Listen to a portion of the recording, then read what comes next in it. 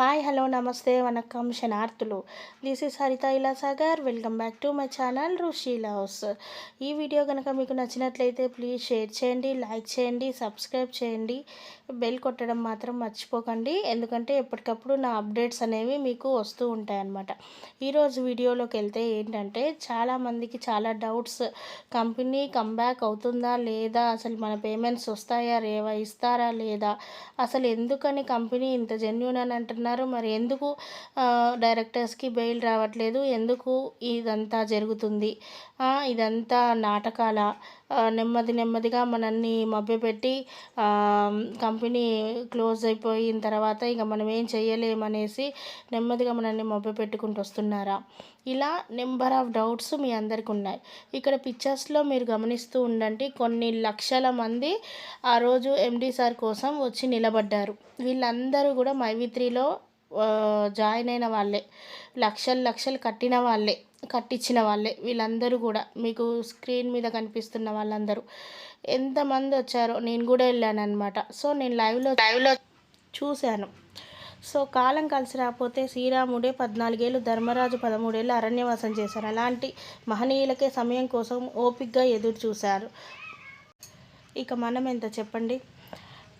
మీకు అందరికీ నేను ఇంతకుముందు చెప్పాను, ఇప్పుడు చెప్తున్నాను. కంపెనీలో ఉన్న సమస్యలన్నీ పెద్ద సమస్యలే కాదు, కానీ వాటన్నిటినీ పెద్ద సమస్యలుగా జనాలకి చూపించాలనేదే అవతల వాళ్ళ ఆలోచన. అలా చూపిస్తేనే కదా అందరూ కేసులు వేస్తారు, కంపెనీలో నుంచి వెళ్ళిపోతారు అనేది.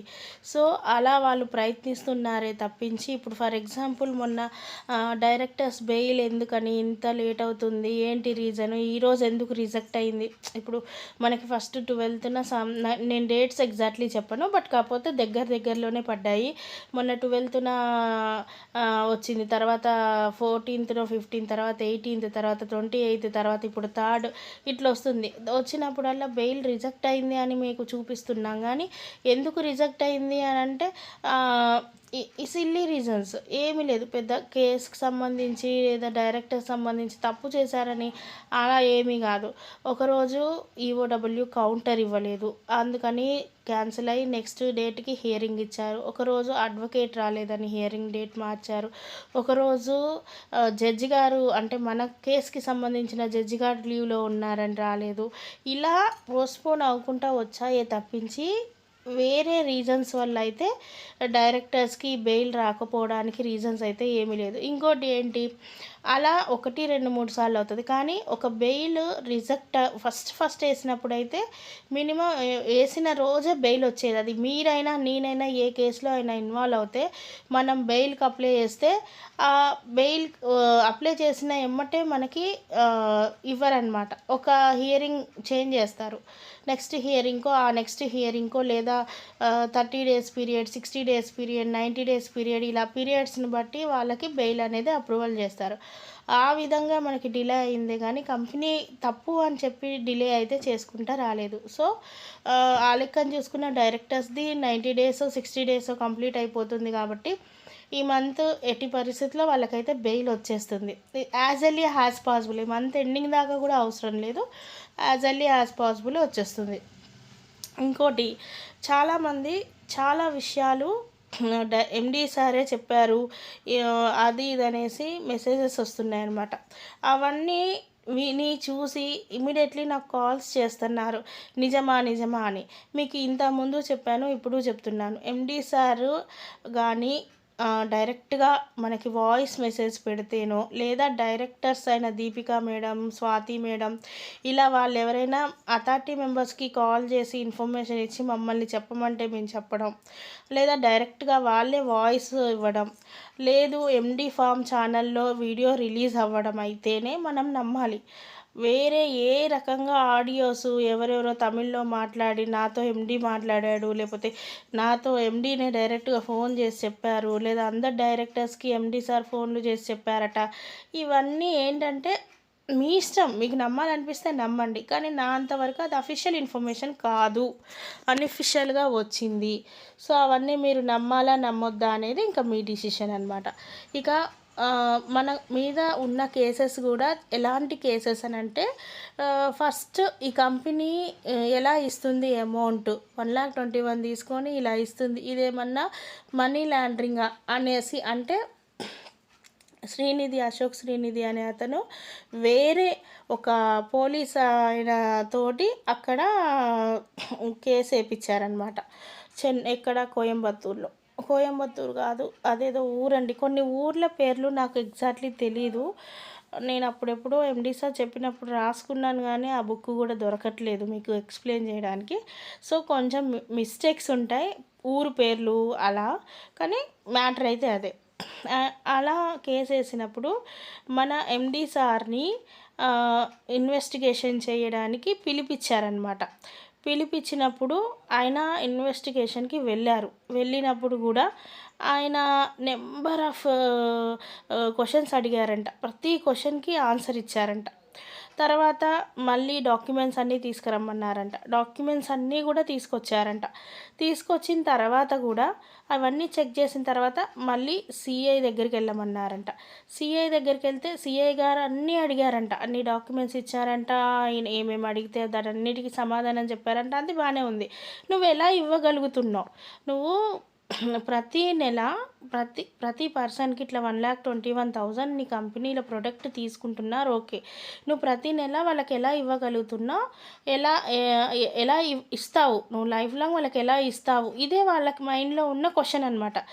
దానికి సార్ నేను ఆల్రెడీ ఇచ్చేశాను అంటే మనకి ఈ 1 ఇయర్ నుంచి అమౌంట్ రాలే, కానీ అంతకుముందు ప్రతి నెల ప్రతి ఒక్కరికి అమౌంట్ పడ్డోళ్ళే, సీనియర్స్ అందరు తీసుకున్న వాళ్ళే.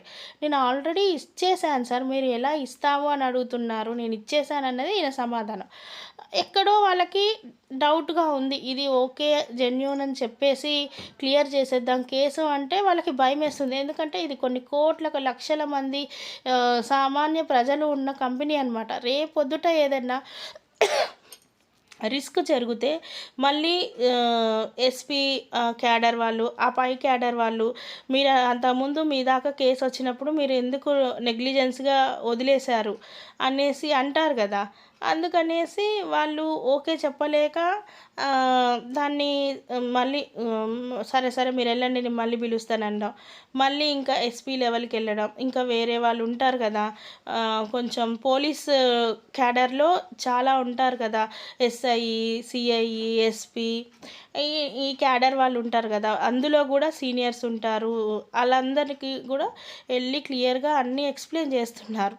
కానీ వాళ్ళకి ఎక్కడో పాయింట్లో వాళ్ళకి కొద్దిగా డౌట్గా ఉందన్నమాట. ఇది ఓకే చేయడం, ఆయన అన్నీ పర్ఫెక్ట్గా చెప్తున్నాడు, అన్నీ పర్ఫెక్ట్గా అన్నీ చూపిస్తున్నారు, అన్నీ లీగల్గానే ఉన్నాయి, కానీ వాళ్ళకి ఎక్కడో పాయింట్లో ఇది. ఈలోపు అశోక్ శ్రీనిధి లాంటి వాళ్ళు వీళ్ళందరూ ఎంత ఎంత కంపెనీని కొలాప్స్ చేయాలో అంతగానో ట్రై చేస్తున్నారనమాట. బయట చేసే వాళ్ళ పనులన్నీ వాళ్ళు ట్రై చేస్తున్నారు. ఇదొక కేసు అయితే. అండ్ సెకండ్ వచ్చేసి సార్ కోసం అందరూ వెళ్ళారనమాట. ఎక్కడికి? కోయంబత్తూరు వెళ్ళారు. కోయంబత్తూరు వెళ్తే కోయంబత్తూరులో నాకు తెలిసి 3-4 lakhs పైనే వచ్చాను. ఇందాక ఫొటోస్ చూశారు కదా, ఫుల్ క్రౌడ్ అనమాట. అయితే అలా అంత పెద్ద క్రౌడ్ అన్అఫిషియల్గా అంటే చెప్పకుండా చేయకుండా అంత పెద్ద క్రౌడ్ని క్రియేట్ చేసి తీసుకొచ్చి అలా రోడ్ల మీద అట్లా చేయడం అనేది అది చట్టరీత్యా చాలా పెద్ద తప్పు. అలా చేసినందుకు గాను దానికోసం ఎండి సార్ మీద ఒక కేసు అయిందనమాట. అది చాలా తప్పు చేయకుండా, ఎందుకంటే అది లా అండ్ ఆర్డర్ ఇష్యూ కింద వస్తుంది. ప్రజలు ఏమన్నా కొంచెం తేడా చేసినా కొట్టుకోవడము రాళ్ళతోటి అట్లా ఏమన్నా జరిగి ఏమన్నా ప్రాణాలు పోతే చాలా పెద్ద రిస్క్ అవుతుంది. అంత పెద్ద రిస్క్ చేయకూడదు. కానీ సార్ కోసం ఆ రోజు అంతమంది వెళ్ళారనమాట. సో ఇది సెకండ్ కేసు అయితే. థర్డ్ కేసు ఏమొచ్చిందనంటే, ఇవన్నీ చూసి ఈ చికాకులన్నీ చూసి తట్టుకోలేక సార్ అభిమానులు ఉంటారు కదా, అభిమానుల్లో ఒక అభిమాని ఎవరో అశోక్ శ్రీనిధికి కాల్ చేసి, ఎందుకు నువ్వు ఇట్లా చేస్తున్నావు, అసలు ఏంటి, మా సార్ మంచోడే, మాకు బాగానే డబ్బులు ఇస్తున్నాడు, నువ్వు వచ్చి ఎందుకు కంపెనీ మీద ఇట్లా బ్యాడ్గా క్రియేట్ చేస్తున్నావు, అది ఇది అనేసి నార్మల్గా మాట్లాడాడు అనమాట. మాట్లాడిన తర్వాత ఈ అశోక్ శ్రీ అయితే ఏంటి ఇప్పుడు నువ్వేం చేస్తావు, నన్ను చంపేస్తావా, చంపేస్తావా, నీకు చంపేస్తానంటే చంపేయి అసలు, అది ఇది అనేసి ఈయన అవతల వాళ్ళని ట్రిగ్గర్ చేస్తే ట్రిగ్గర్ అవుతారు కదా. అవతల మనిషి ట్రిగ్గర్ అయ్యి నేను చంపుతా, అసలు నిన్ను చంపితేనే పీడ పోయిద్ది అది ఇది అన్నట్టుగా అవతలైన ట్రిగ్గర్ అయిన మాటని మట్టుకు రికార్డ్ చేసి వీడు మాట్లాడిన ఈ సాఫ్ట్గా మాట్లాడినట్టుగా మాట్లాడి వాడిని ట్రిగ్గర్ చేసి అది తీసుకెళ్ళి పోలీస్ స్టేషన్లో ఇచ్చి ఎవడో ఇప్పుడు తెలంగాణలో ఉన్న నాకో నీకో కోపం వచ్చి వాడికి ఫోన్ చేసి బెదిరించినా కూడా అది ఎండీజేనే చేపించిండు అనేసి మళ్ళీ దాని మీద కూడా ఎండీ సార్ మీద కేసు వేసారనమాట. ఇలా 3 అయిపోయాయా. తర్వాత యూట్యూబర్స్ ఉన్నారు కదా, ఇప్పుడు నాలాగా యూట్యూబర్స్ ఇంకా అసలు ఎంతమంది మైవిత్రిని బేస్ చేసుకొని తమిళనాడు, తెలంగాణ, మిగతా అన్ని స్టేట్స్లో యూట్యూబర్స్ తయారయ్యారు చూడండి. ఈ యూట్యూబర్స్ అశోక్ శ్రీనిధి గురించి లేదా కంపెనీ గురించి చాలా ఒక 2-3 యూట్యూబర్స్ అయితే కంప్లీట్ మైవిత్రికి ఎగెనిస్ట్గా, అశోక్ శ్రీనిధికి సపోర్ట్గా ఏ రకంగా కంపెనీ అనగదొక్కాలో ఆ రకంగా అనగదొక్కే విధంగా మాట్లాడారు, వీడియోస్ అప్లోడ్ చేశారు, లైవ్లు చేశారు, ఇవన్నీ చేశారు కదా. ఇలా నా కంపెనీ గురించి ఎవరో ఏదో మైవిత్రికి సంబంధించిన వ్యక్తి అశోక్ శ్రీనిధి గురించి తప్పుడు ఇన్ఫర్మేషన్ ఇవ్వడము, ఇప్పుడు కార్తిక్ పిల్లయ్య గారు వీళ్ళందరూ ఇట్లా మాట్లాడారు కదా, అశోక్ శ్రీనిధి గురించి ఎప్పుడు తిడుతూ ఉండేవాడు కదా, దానికి కూడా ఎండీ సారే చేసి ఇవన్నీ చేపిస్తున్నారని దాని మీద కేసు. ఎవరో యూట్యూబరు ఏదో వాడి ఇష్టం, వాడు ఎవరినైనా తిట్టుకోవచ్చు, వాడిని ఎవరినైనా పొగడొచ్చు, అది వాడి ఇష్టం, వాడు తిడితే అది ఎండీ సారే చేపించారని దాని మీద case. And last and final case ఏంటంటే ఎండీ సారు సర్టిఫికేట్ ఏదైతే ఉందో డాక్టరేట్ తీసుకున్నారు కదా, ఆ డాక్టరేట్ సర్టిఫికేట్ అది ఫేక్ సర్టిఫికేట్ అనేసి. అసలు డాక్టరేట్ ఆయనకి ఎందుకు వచ్చిందనేది కూడా ఆయన క్లియర్గా ఎక్స్ప్లెయిన్ చేశారు. నాకు డాక్టరేటు నేను దగ్గర 20-25 ఇయర్స్గా ఆయన ఇదే ఫీల్డ్లో ఉన్నారనమాట. ఈ మార్కెటింగ్, ఈ ఎంఎల్ఎం స్కీమ్స్ వీటిలలోనే ఆయన మార్కెటింగ్లో నెంబర్ 1 పొజిషన్లో ఉన్నందుకు గాను ఆయనకి పిలిచి మరీ డాక్టరేట్ ఇచ్చారు. ఆయన డాక్టరేట్ ఈ బిజినెస్ చేయడం కోసం డాక్టరేట్ తీసుకోలేదు, ఇన్ని సంవత్సరాల నుంచి బిజినెస్ చేశారు కాబట్టి ఆయనకి డాక్టరేట్ వచ్చింది. సో అది కూడా ఫేక్ అని దాని మీద ఒకటి. అండ్ ఫైనల్గా ఒక కేసు ఏంటి అని అంటే, ఇవన్నీ చూడలేక యూట్యూబర్స్ వీళ్ళందరూ ఇంత జరిగినా ఇంతగానం మీరందరూ అది కంపెనీ జెన్యూన్ అని తెలుస్తున్నా ఎక్కడ ఏ న్యూస్లో ఏది రాకపోయినా కూడా కొన్ని యూట్యూబ్ ఛానల్స్ వాళ్ళు ఇంకా వాళ్ళు మాట్లాడుతున్నారు. మీరు ఏం చేస్తున్నారు, అసలు మీరు రెస్పాన్స్ అవ్వండి, వాళ్ళని అరెస్ట్ చేయండి లేదా వాళ్ళని పిలిచి మాట్లాడండి అనేసి అందరు కలిసి ఎస్పీ ఆఫీస్కు ఏమో వెళ్ళినప్పుడు ఆయన ఎస్పీ గారు మన ఎండీ సార్ని కలవడానికి అనుమతించట్లేదన్నమాట. పోలీసులు బయటకు వచ్చి, అంటే చిన్న క్యాడర్లో ఉన్న కానిస్టేబుల్స్, ఎస్ఐ వీళ్ళందరూ వచ్చి లేదు సార్ బిజీగా ఉన్నారు, ఇప్పుడు మాట్లాడడం కుదరదు అంటే, లేదు ఏదేమైనా ఎంత బిజీ అయినా పర్లేదు, మాకు 5 minutes మేము సార్తో మాట్లాడాల్సిందే అని సార్తో పాటు ఒక 100 మంది డైరెక్టర్స్ వాళ్ళు వీళ్ళందరూ కలిసి వెళ్ళారనమాట. ఎంత చెప్పినా వినకపోయేసరికల్లా అక్కడ సార్ని అరెస్ట్ చేశారు. అట్లా అరెస్ట్ చేసి అదొక కేసు అయింది. ఇవే కేసులు, ఇంతకు మించి వేరే కేసులు ఏం లేవు.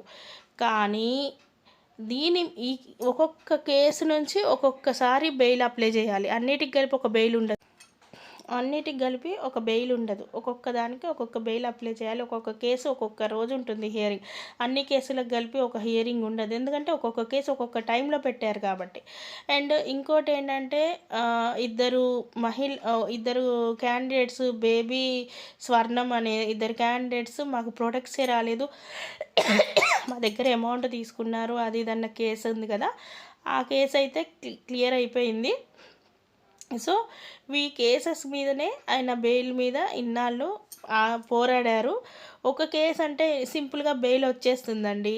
ఆయన మీద ఉన్న కేసులు ఇన్ని కేసులు కాబట్టి అంత సింపుల్గా అనేది బెయిల్ రావడం కష్టం.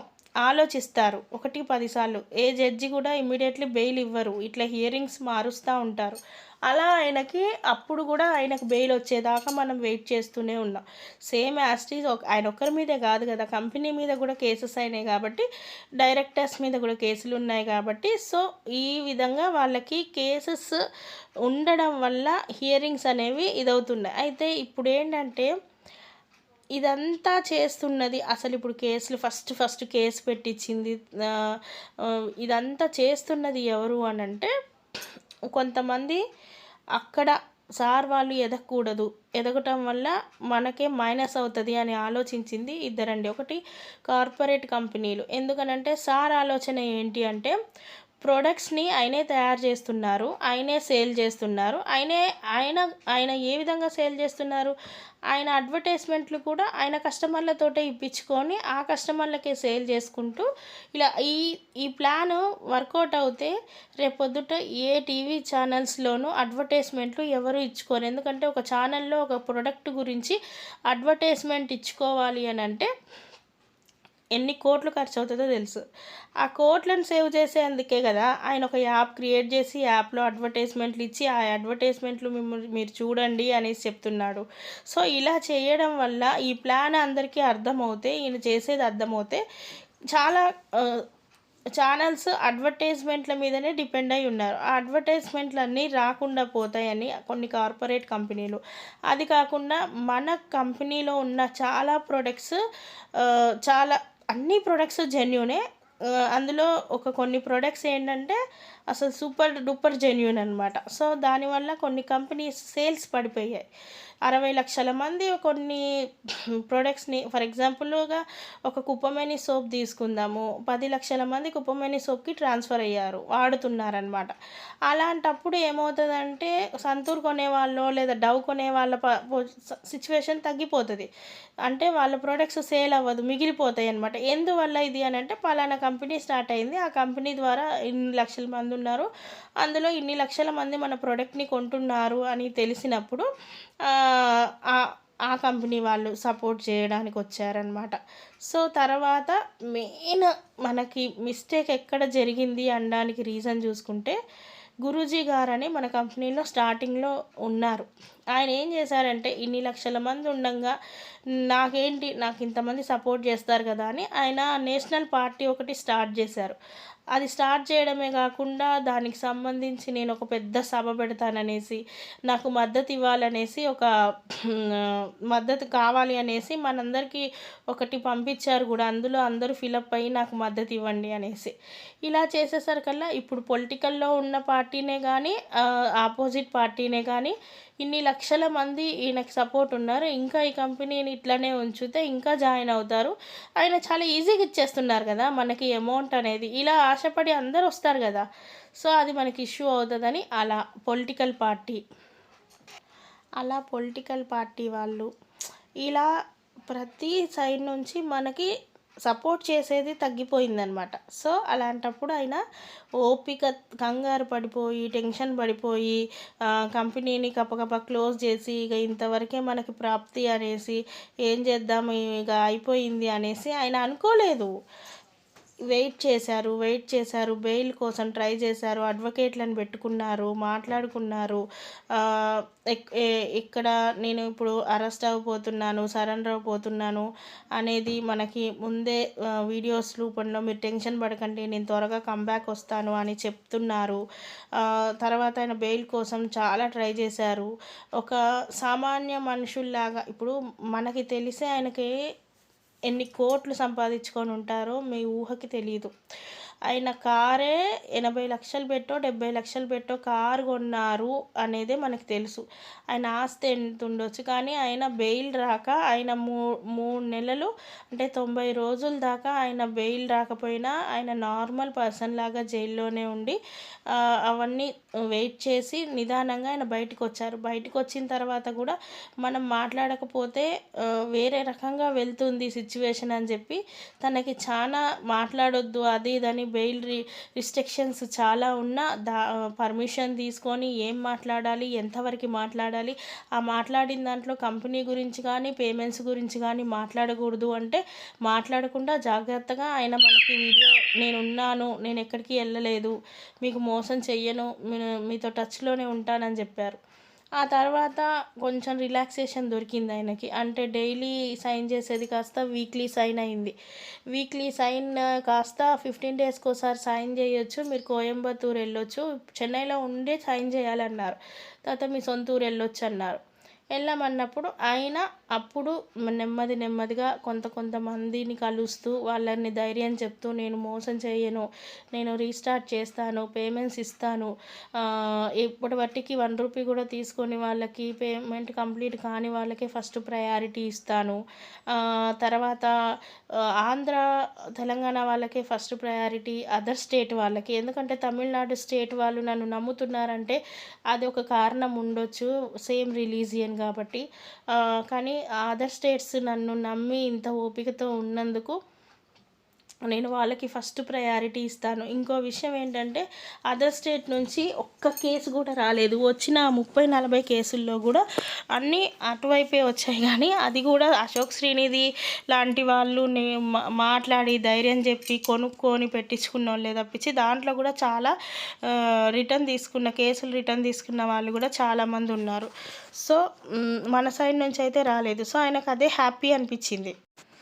నా ముక్కు తెలీదు, నా మొహం తెలీదు, నేను ఎప్పుడూ వాళ్ళతో డైరెక్ట్గా మాట్లాడలేదు. అయినా కూడా అథారిటీ మెంబర్స్, అక్కడ ఉన్న డైరెక్టర్స్ నన్ను కలిశారు, చూశారు. వాళ్ళు చెప్పిన మాటలు విని ఈ రోజుకి నన్ను నమ్మి ఇంత ఓపికతో వెయిట్ చేస్తున్నందుకు నిజంగా నేను ఏమన్నా చేయాల్సి వస్తే ఫస్ట్ వాళ్ళకే చేయాలి అన్నది ఆయన ఒపీనియన్ అనమాట. సో ఆయన ఫస్ట్ ప్రయారిటీ కూడా ఇటు తెలంగాణ ఆంధ్రకే ఇస్తానని చెప్పారు. సో ఈ రకంగా ఆయన కంపెనీని మళ్ళీ కంబ్యాక్ చేసి రీస్టార్ట్ చేయాలనే చూస్తున్నారు. ఇవన్నీ చూస్తే మీకు అర్థమవుతుంది అసలు ఇవన్నీ బేస్ ఉన్న కేసెసే కావు. కంపెనీ ఎంత జెన్యూన్గా ఉన్నా కూడా మీరు అడుగుతున్న ఫస్ట్ క్వశ్చన్ అదే. కంపెనీ ఇంత జెన్యూన్గా ఉన్నప్పుడు, ఏ తప్పు లేనప్పుడు ఎందుకని ఇంకా ఇది అవ్వట్లేదు అని అంటే ఒకటే, ఇప్పుడు మనం ఒక దొంగతనమో లేకపోతే ఇంకేదన్నా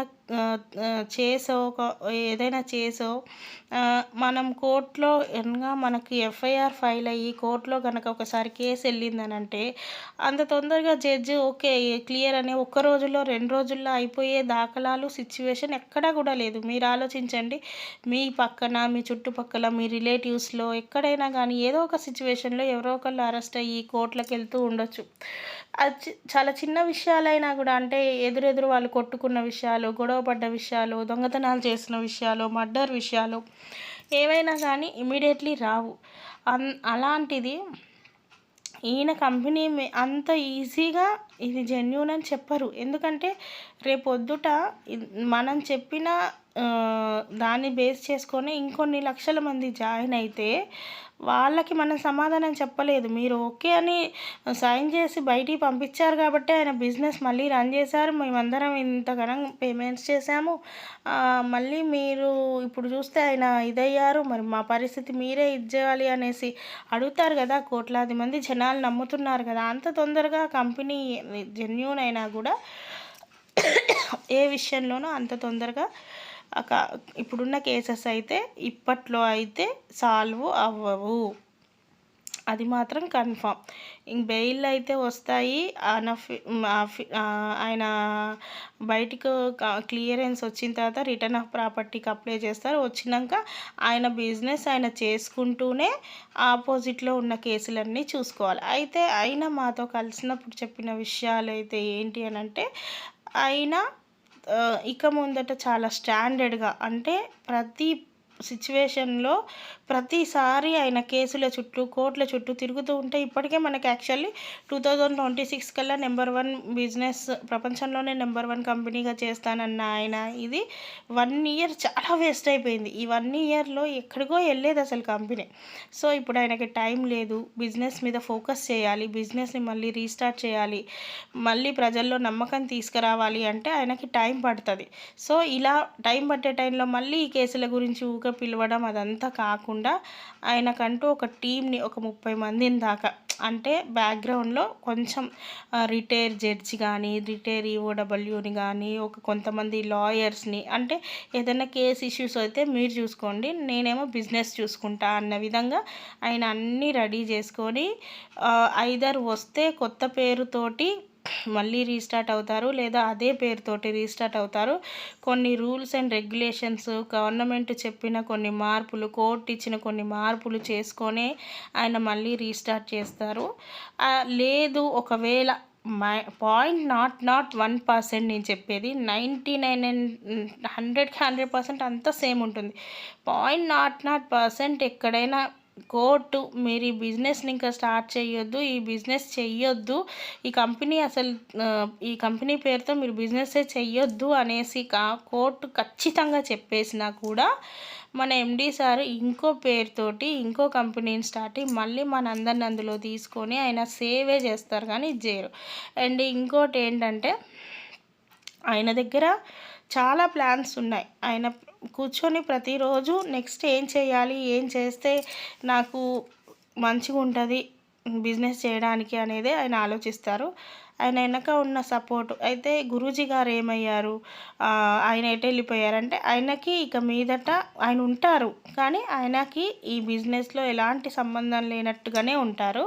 ఆయన అసలు ఇన్వాల్వ్ అవ్వడు, కానీ ఆయన సపోర్ట్ కూడా మన కంపెనీకి ఉంటుంది, కానీ బ్యాక్ ఎండ్లో ఆయన సంబంధం లేకుండా ఆయన సపోర్ట్ ఉంటుంది, కానీ ఆయన మన కంపెనీకి ఏమీ కారు. ఓకేనా. ఆయన కూడా బయటికి వచ్చారు, ఆయన బయటే ఉన్నారు. ఇప్పుడు ఏమైనా అరెస్ట్ అయ్యలేరు, జైల్లో ఏం లేరు, ఆయన బయటకు వచ్చే ఉన్నారు, బయటే ఉన్నారు, అంతా అది ఓకే. సో దీన్ని బట్టి ఈ జనవరి తర్వాత ఓకేనా, ఫిబ్రవరి లోపే మనకి మంచి గుడ్ న్యూస్ అయితే అందుతుంది. యాజ్ ఎర్లీ యాజ్ పాసిబులే మనం గుడ్ న్యూస్ వింటాము. మన పేమెంట్స్ కూడా ఈ మార్చి లోపే పేమెంట్స్ కూడా పడిపోతాయి.